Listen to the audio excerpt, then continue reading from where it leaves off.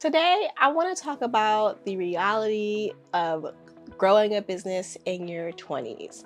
If I want to be more specific, I'm going to be talking about my realities. I can't really speak for anybody else, but if you can relate to any of the things that I'm saying, definitely drop a comment down below and let me know. A little background information about me. So, I started my business in 2019 when I was in film school. So it started off as like freelancing with different small business owners, different nonprofits around the city of Philadelphia. I graduated in 2021. Then when I graduated, I was like, this is what I want to do with my life. I want to be a full-time business owner. So I quit the job that I was currently at and actually turned down another full-time job offer. And yeah, I have not looked back since. No regrets about that. So I've been through a lot of different phases with my online business, trying to figure out, okay, what exactly I want to specialize in? What exactly do I want to do? And I'll probably do like a whole series on this eventually. That's definitely one of the series that I want to do, talking about like the whole 5-year journey, how much I made, what exactly I was doing, because yeah, it was a lot. And yeah, let me know if you want to hear about that whole journey down in the comments below. Because like I said, I have a whole document documenting every single thing that I've done up until this point. But essentially, I started out in social media management and selling digital products on Etsy. So I'm not sure if you guys know what like an Instagram highlight cover is. So basically I was creating those, selling those on Etsy. And I think that's sort of like how I got into the social media. And those highlight covers on Etsy is actually still selling till this day, by the way. But yeah, then I switched to like graphic design. I dabbled into photography. And then of course I was doing like video editing and videography and video strategy. So as you can see, like a lot of these sort of like services and offerings, they kind of all are congruent in some type of way, and they can all, they're all somewhat associated somehow. But for my peace of mind, I actually just decided, I was like, okay, I'm just doing specifically video services, when I actually got serious and was like, okay, this is what I'm going to do. Now back to sort of like the reality of owning a business in your 20s. Now I had a conversation with this, really wonderful lady about a month or so ago, and she had actually served into the military. And then she was talking about how she, from a very young age, because she went at like 19 or 17, she was like, she went in there and she was like trained to think strategically. And that's basically kind of like how she lives her life, because that's how kind of like it was ingrained in her mind, and that's how she was trained. And I felt like I very heavily related with that statement. Not saying owning a business is like going into the military or anything, but I related to that sentiment about it. And yeah, definitely convinced like owning a business at a young age definitely does something to your brain. What it does, I have no idea, but I started at 19, I am now 25, so it's like, So one thing I can say operating a business in your 20s and how it impacted me personally is it's like I kind of operate the same way that I do in my personal life and also in business as well, if that makes sense. And I've yet to figure out if this is a good or a bad thing, but basically, what you see is what you get. I'm the same person all around. And also boundaries. I will say I had to get very comfortable, even still practicing, literally how to say the word no.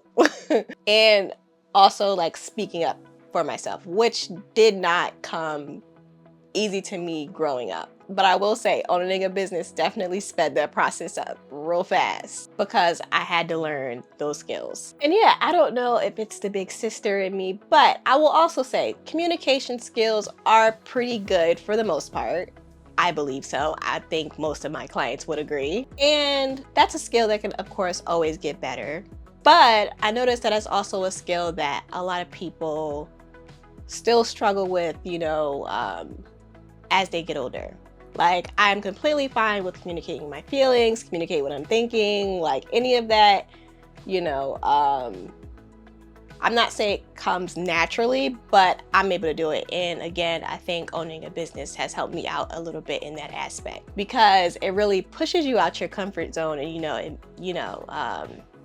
makes you better in some ways. Another thing I want to say I grossly underestimated was how much energy was needed to like move the needle forward in what I wanted to do. So I will say, and I knew this was not going to be an easy thing at all. Like when I made the decision, I was consciously like, okay, this is going to take some work.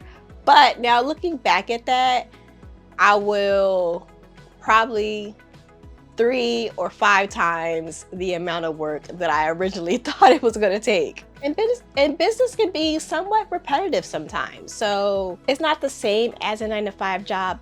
And there are some sort of like your days change, but some of the tasks are kind of repetitive. But what if you're doing the wrong tasks at the wrong time and no one's there to tell you? Then you're kind of like learning along the way, and it's like, I'm not going to say you're wasting time, but it's like, that could have probably been avoided if you knew like what you were doing. Which is why when I get stuck, I usually reach out for some type of support or something like that, whether it be mentorship, courses, or whatever the case, outsourcing. Maybe I will actually pay for it. And I don't regret that at all.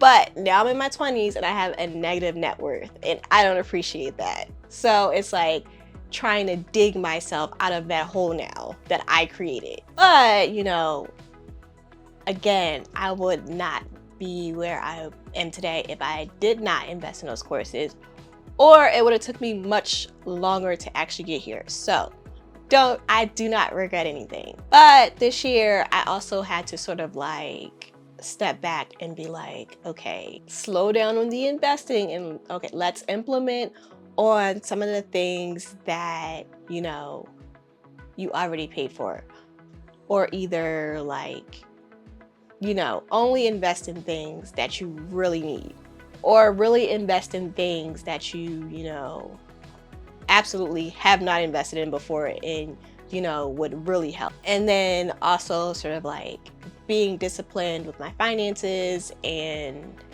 learning how to do that again, because I was really good at it at one point, but at some point I just was like, I don't want to look at this. So I had to come back and again regroup and be like, okay, we actually do have to look at that.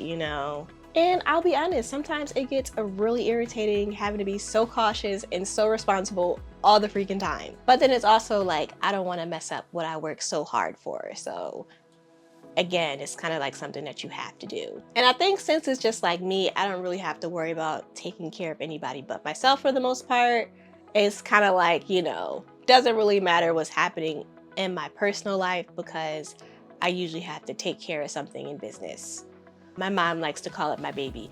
That's probably not the best way to think about it. But, now I'm not the business owner to sit here and say you have to hustle 24/7, no days off. Like, I personally don't really believe in that.